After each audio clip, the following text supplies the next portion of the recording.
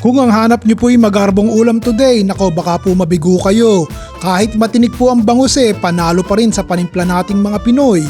Masanay na po kayo na sa style kong inaasin ng kumuna bangus tsaka pinapagulong po sa harina bago ko po iprito to na halos lutong-luto na.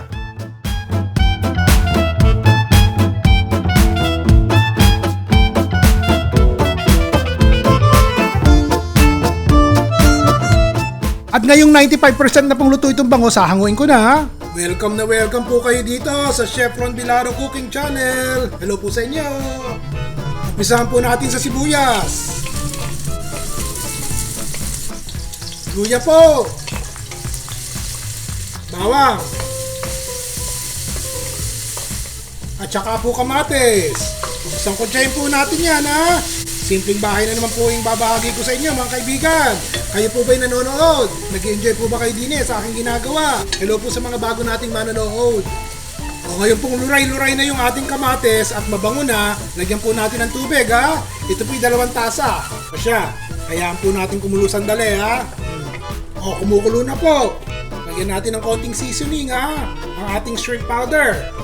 Haluin natin sandali. Konting pamintang durog po. Yung iba'y nagtatanong, laging may paminta niluluto ko. Kung ayaw nyo pong maglagay ayos naman po lang. Katitik na patis lang, katitik po. Ilang piraso lang po itong sitaw na ilalagay ko, Tausi po. Sitaw, tausi.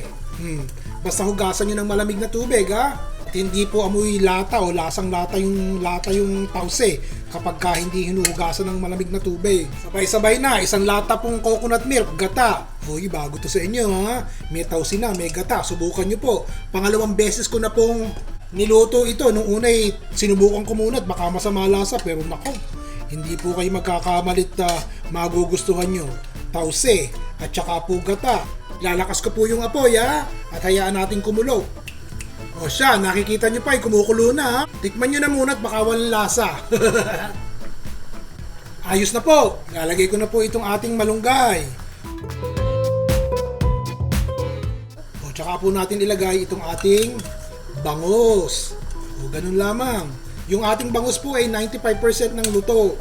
So yung panghuli na lang po. Huwag nyo nang kalikutin at baka magkalerot-lerot yung bangus. Sandaling-sandali lang yan.